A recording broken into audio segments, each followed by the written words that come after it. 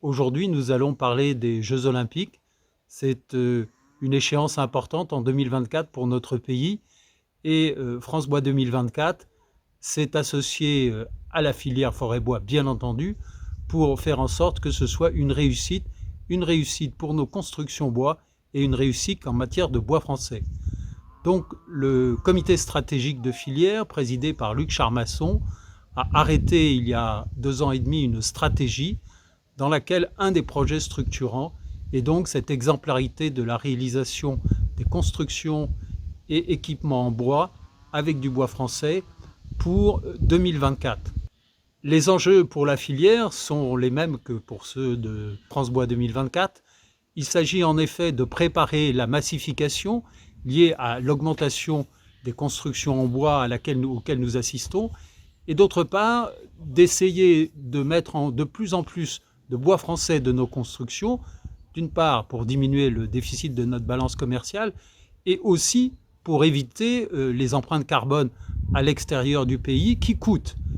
Bien entendu, nous sommes, comme dans vos réflexions de ce jour sur l'atténuation du changement climatique par le stockage par le bois et la substitution à d'autres matériaux plus énergivores.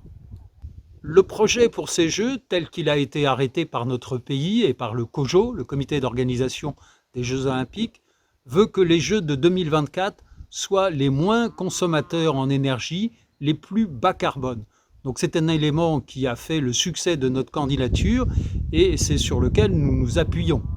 Alors, plusieurs sites sont envisagés, 2 en région parisienne, un sur Saint-Denis et Saint-Ouen où se situera le village olympique, le village des athlètes, 5000 à 7000 athlètes et para-athlètes, et puis le village des médias qui se tient à Dugny, un peu plus au nord. Bien entendu, il y a d'autres sites qui vont être utilisés pour les Jeux Olympiques, notamment, j'y reviendrai peut-être tout à l'heure, des sites à Marseille en matière de nautisme. Vous verrez d'ailleurs tout à l'heure une vidéo qui présente le projet, notamment au travers de la Solidéo, qui est l'établissement public chargé des constructions. Nous travaillons avec cet établissement public comme nous travaillons avec Paris 2024, qui sera chargé du mobilier et des équipements temporaires. Pour les actions de France Bois 2024, nous avons donc 4 principaux thèmes. Un premier thème qui est celui de la communication, et nous avons démarré dès mars 2018 au travers de Meetup. Ces Meetup avaient pour objectif de mobiliser les entreprises de notre filière, qu'elles s'associent avec les équipes qui se constituaient pour le village olympique. Le deuxième axe était de communiquer avec les maîtres d'ouvrage, la Solidéo, le Paris 2024, un certain nombre d'acteurs, de façon à leur apporter toutes les informations et les rassurer quand ils avaient un doute sur l'utilisation du bois. La troisième action consiste à travailler avec les équipes qui sont retenues pour la réalisation des bâtiments et des équipements, en leur fournissant les informations les plus à jour, en développant aussi des nécessités, par exemple, pour leur permis de construire, définir avec le CSTB des guides pour les façades en bois, afin que nous puissions avoir un maximum de bois, que ce soit en structure ou que ce soit en façade.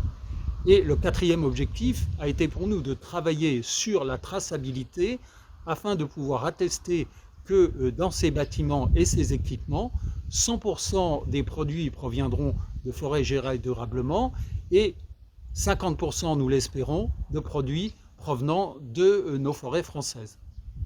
Alors oui, comme dans toute opération, il y a quelquefois quelques regrets. En particulier, nous avions l'espoir sur le village olympique que peut-être que la totalité des bâtiments serait en structure bois. Dans les faits, une majorité des bâtiments jusqu'à R+6 seront à structure bois.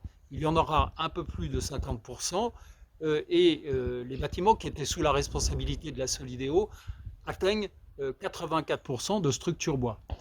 Pour les bâtiments au-dessus, entre R+6 et R+12, il n'y aura pas ou peu de structure bois, mais il devrait y avoir une majorité avec des façades à ossature bois, portant soit des bardages, soit des revêtements avec de la terre cuite ou toutes sortes de matériaux.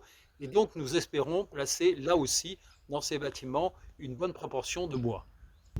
Nous avons eu une petite déception, en effet, puisque nos concurrents du béton ont certainement présenté des offres avec des prix qui étaient très alléchants. Et puis nous avons vu fleurir cette notion de béton bas carbone sur lequel nous sommes encore actuellement très dubitatifs. Oui, nous avons un certain nombre de succès. En particulier, vous savez que comme le Grand Palais va être indisponible pour les Jeux Olympiques, il est en train de se construire sur le Champ de Mars le Grand Palais éphémère. Ce Grand Palais va être entièrement en structure bois sur 10 000 m² et d'ores et déjà, les premières charpentes sont hissées en face de la Tour Eiffel. Donc ce sera un signal important. Autre réussite, puisque la piscine olympique avec 2 bassins va elle aussi être en structure bois. Par ailleurs, l'Arena, qui est une grande salle de sport qui va se tenir à l'est de Paris, elle aussi sera à structure bois. Donc d'ores et déjà, vous voyez que nous avons un certain nombre de réussites et nous nous en félicitons, mais ça n'est pas fini. Et nous souhaitons tous très bonne chance à l'équipe de France du Bois Construction. À bientôt.